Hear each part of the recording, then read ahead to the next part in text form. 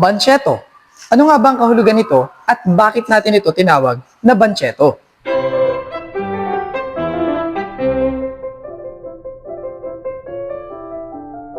Para sa akin, Banchetto is a community wherein nag-celebrate tayo. Food bazaar, parang kainan. Boodle fight. Oo, yun. Kainan. Yung Banchetto parang unang pumasok sa isip ko is kainan. Pero parang kainan sa bangketa. Yun, doon ko lang kinuha yung salita ha. Yung, kasi parang Banchetto means bangketa. Yung parang ganun. Tradisyon na, tradisyon. Isa po siyang kainan sa na dinadayo ng maraming tao. In my mind, parang food court siya. Para sa akin, para siyang pinagsama-samang food tripan. Ganon, night market. Anong tanong niya?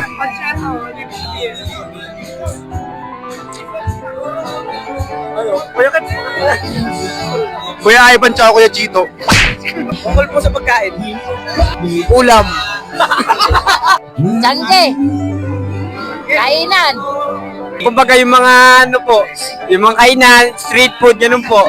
Mga food court. Kasi sa Banchetto ay parang mga street food na yun mo. Ayaw mo.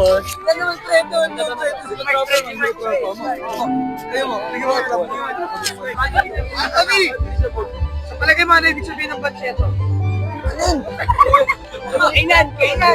Yes! Ang banchetto ay isang Italian word na nangangahulugang feast o banquet. Hinugot ito sa salitang bangko, na isa ring Italian word na ang ibig sabihin naman ay bench o long table. Ang banchetto noong unang panahon ay tinuturing na isang ceremonial dinner, kung saan kadalasan ay may mga talumpati na dedicated sa pagdiriwang ng isang kaganapan. Kalaunan, ginamit ito para tukuyin ang isang magarbong paghahanda sa hapagkainan. Pero dahil sa etymology ng salitang ito, na minsan na rin ginamit na pagtukoy sa mga pagkaing maaaring kainin sa bangko sa halip na lamesa, ay nagkaroon na ito ng malawak na kahulugan. Hanggang sa ginamit na nga rin ng salita bilang katawagan sa isang sikat na night food market sa Ortigas at Marikina, kung saan tampok ang hilera ng mga iba't ibang street foods. At ang banchetto?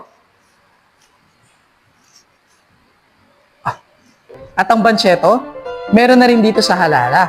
Tampok naman ang mga stalls ng Team Minis Market at iba pang mga local entrepreneurs ng bayan. Bukas na po araw-araw.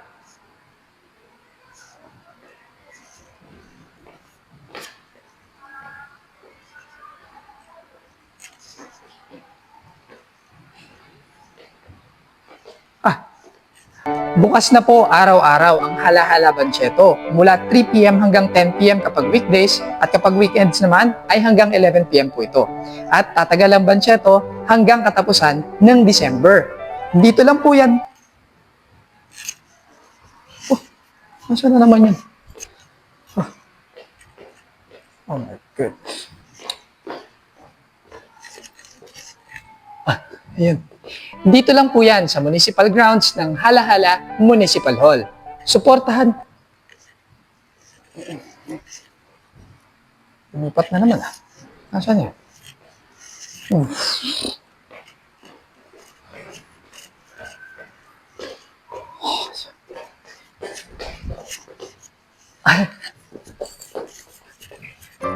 Suportahan po natin ang sariling atin. By supporting this venture, you are not just supporting the livelihood of our fellow Halaleños. Nasusuportahan nyo na rin ang ating local economy at nakatutulong pa kayo sa pagpapalakas ng ating turismo. Ano pang hinihintay nyo? Let's explore Hala-Hala!